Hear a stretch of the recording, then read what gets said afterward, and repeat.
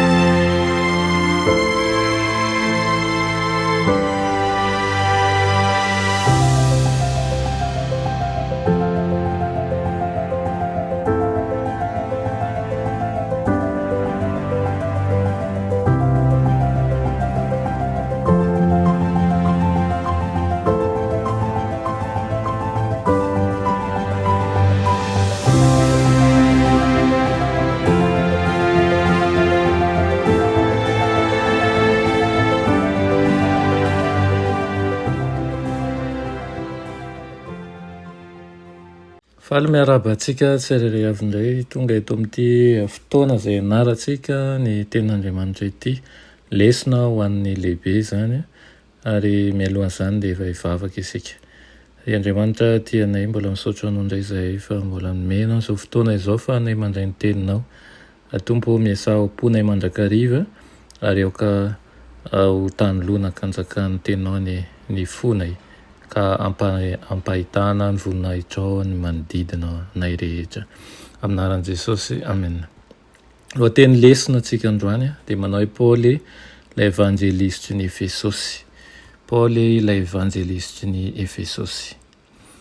Fantaniana voalohany no apetraka amintsika manao hoe inona no nataon'i Paoly tamin'ny fotoana voalohany tsy diany ny Efesosy tamin'ny fiafaran'ny diany misionera faharoa. Ovakitsika ny asa apôstôly toko 7:20 ny 7:20 ka hatramin'ny 1:20. Vakina amin'ny anaran'i Jesosy. Ary Paoly mbola nitoetra teo andro maromaro ihany ary rehefa nanao velomany ralany izy dia niondrana an-tsambo nakany Siria any Prisila sy Ankoila niaraka taminy koa. Ny volondohany no hetezany tany Kenkrea satria efa nivoady izy. Ary tonga tany Efesosy izy dia nandao azy mivady teo Paoly ka lasa niditra tao amin'ny sinagoga ka niady hevitra tamin'ny Jiosy. Ary nangataka azy hitoetra elaela kokoa ny olona fa tsy nety izy fa nanao veloma azy ka nanao hoe mbola hiverina katy aminareo indray aho raha sitrapon'Andriamanitra. Dia niondrana an-tsambo niala tany Efesosy izy. Amen. Anisan'ny tanàna lehibe indrindra tao amin'ny fanjakana Rômanina manko Efesosy izay misy mponina teo amin'ny 250,000 teo eo izany. Izy raha teo ny renivohitry ny ray amin'ireo faritany manan-karena indrindra tao amin'ny fanjakana dia i Azia izany izay mandrakotra ny ampahany lehibe amin'ilay antsointsika hoe Azia mineura ankehitriny. Nandrosy nanan-karena io faritra io tamin'ny andron'i Paoly. Tanàna antseranana moa i Efesosy ary teo aminy koa no nionan'ireo lalam-be maro nifamezivezena. Nivavaka tamin'Andriamanitra maro ny mponina tao ary i Artemisia izay no heverina ho andriambavy mpiahy ny tanàna no lehibe indrindra tao anatin'izany. Nandritran'ireo lanonan'ny fiarahamonim-pirenena, ireo lalao ara-panatanjahantena ary ireo fankalazana fanao isan-taona no nanaovana fanapoam-pivavahana ho azy.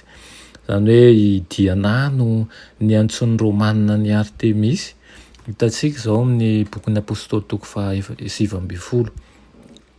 Niverina tao Efesosy anefa i Paoly taty aoriana tamin'ny dian'ny misionera fahatelo ary nijanona tao nandritra ny 3 taona izy. Nanolo tena hiasa maharitra tao Efesosy ty apôstôly ty ary nanam-pikasana lalina hanorina mafy ny fivavahana kristianina tao. Inona ary ilay tranga hafahafa na tonga ny olona maro hankalaza ny anaran'i Jesosy Tompo. Mitantarany amin'ireo jiosy 7 mirahalahy mpandehandeha mpamoaka demony tao an-tanàna manko Lioka.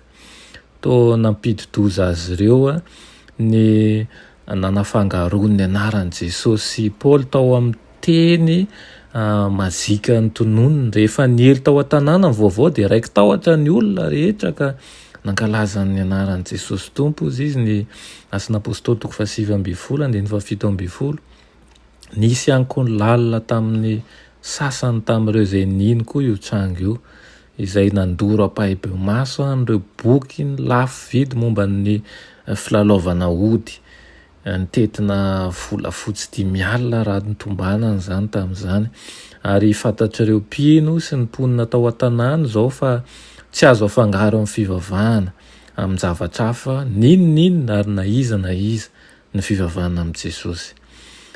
Fanontaniana no apetrako amintsika manao hoe ndika inona moa zany ny fandoran'izy ireo ny boky na dia lafo vidy taminy azy zany ary inona no ambaran'izany momba ny hoe fanolora tena tanteraka ho an'ny tompo.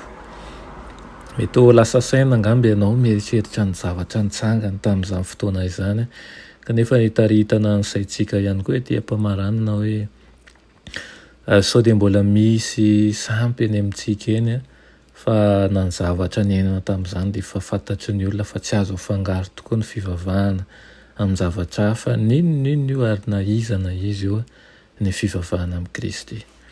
Izany lesona zany anie hitondra anatra ho antsika fa ahafahantsika miroso ihany koa amin'ny fanarahana ny tompo. Amen. Raha ny masina tsara indrindra misaotra anao ny amin'izany lesona menao anenio izany. Tompo tarito amin'ny lalana marina mandrakariva izay ary ampianaro mba handray ny marina avy aminao ary ny marina hatrany. Amin'ny anaran'i Jesosy. Amen.